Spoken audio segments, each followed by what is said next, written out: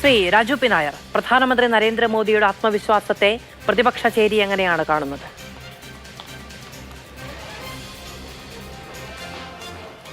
അല്ല, സ്വാഭാവികമായിട്ടും എല്ലാ നേതാക്കന്മാരും ആത്മവിശ്വാസത്തോട് തെരഞ്ഞെടുപ്പിന് മുമ്പ് സംസാരിക്കാൻ സാധിക്കുകയുള്ളൂ.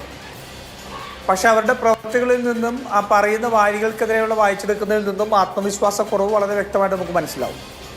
എന്തായാലും നരേന്ദ്രമോദി പ്രതിപക്ഷ പാർട്ടികളെ അപമാനിക്കുന്നതും ആക്ഷേപിക്കുന്നതൊക്കെ നമ്മൾ വളരെ നിരന്തരമായിട്ട് കണ്ടിട്ടുണ്ട്.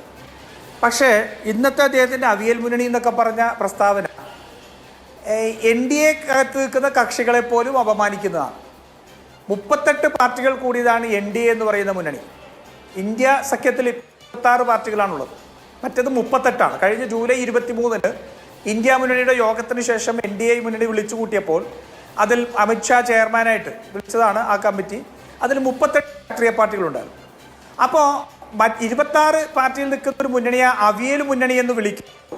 ഞാൻ ഈ BJP കഴിഞ്ഞിട്ട് ബാക്കിയുള്ള അതിനകത്തുള്ള മുന്നണികളുടെ മാനസികാവസ്ഥ എന്തായിരിക്കുമെന്ന് ആലോചിക്കാം. അല്പമെങ്കിലും ആത്മാഭിമാനം ഉണ്ടെങ്കിൽ ഇവിടുത്തെ കേരളത്തിലെ BDS ഉൾപ്പെടെയുള്ള ഇവരുടെ സഖ്യകക്ഷികൾ എന്ന് പറയുന്നവർ അതിൽ നിന്ന് ഇറങ്ങിപ്പോരുകയാണ് വേണ്ടത്. BJPക്ക് അപ്രമാദിത്വമുണ്ട് എന്നൊക്കെ ഉള്ളത് തെരഞ്ഞെടുപ്പിൽ നമ്പറുകളുടെ ഇതിൽ വെച്ച് അപ്രമാദിത്വം ഉണ്ടെന്നൊക്കെ നമുക്ക് വാദിക്കാം. 60 കോടി വോട്ടർമാർ 2019 വോട്ട് ചെയ്തതിൽ 37.7% മാത്രം വോട്ട് നേടി പ്രധാനമന്ത്രിയായതാണ് നരേന്ദ്രമോദി. അത് 45% NDAയിലേക്ക് വരുമ്പോൾ ഈ പറയുന്ന 38 പാർട്ടികൾ കൂടി ചേർന്നുണ്ടാക്കിയതാണ് ബാക്കിയുള്ള 8%. ഒരു പക്ഷേ ആ 8% ആയിരിക്കാം അദ്ദേഹത്തെ പ്രധാനമന്ത്രി പദത്തിലേക്ക് എത്തിച്ചതും 303 എന്ന് പറയുന്ന ഒരു സംഖ്യയിലേക്ക് എത്തിച്ചതും. അപ്പോൾ അത് 340 കണ്ടാണെന്ന് തോന്നുന്നു ആ സംഖ്യയിലേക്ക് എത്തിച്ചതും.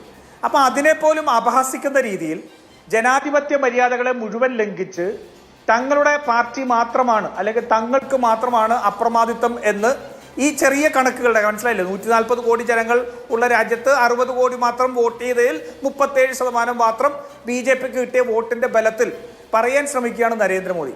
ഇതാണ് BJPയുടെ രാഷ്ട്രീയത്തിന്റെ ഏറ്റവും വലിയ പ്രശ്നം. ഞങ്ങൾ ആശയപരമായിട്ട് പറയുന്നത് തന്നെ ഈ ഹിന്ദുത്വ രാഷ്ട്രീയത്തിന്റെ അടിസ്ഥാനപരമായിട്ടുള്ള ഒരു പ്രശ്നം എന്ന് പറയുന്നത് എക്സ്ക്ലൂസീവ് ആണെന്നുള്ളതാണ്. അതിനെ പുറന്തള്ളലിന്റെ രാഷ്ട്രീയമാണ്. ആ പുറന്തള്ളലിന്റെ രാഷ്ട്രീയം സ്വന്തം പാളയത്തിനകത്ത് പോലും എടുക്കുന്നു എന്നുള്ളതാണ് ഇന്നത്തെ ഈ വലിയ അഹങ്കാരത്തിന്റെ പ്രസ്താവന തെളിയിക്കുന്നത്. പിന്നെ ഈ ഇത്തരത്തിലുള്ള കൂട്ടുകക്ഷി മുന്നണികൾ, ആ കൂട്ടുകക്ഷി മുന്നണികൾ ഇന്ത്യയിൽ സക്സസ്ഫുൾ ആയിരുന്നോ എന്ന് ചോദിച്ചാൽ അതിനൊറ്റ ഉത്തരം 2004 മുതൽ 2014 വരെയുള്ള ഗവൺമെൻറ്റാണ്.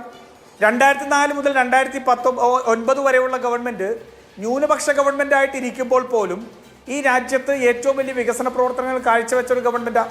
2004 മുതൽ 2014 വരെയുള്ള ഗവൺമെൻറ് കൈവരിച്ച നേട്ടം നരേന്ദ്രമോദിക്ക് കണക്കുകൾ പോലും ചെയ്യാൻ ില്ല എന്നുള്ളതാണ് ചിന്തിക്കേണ്ടത്.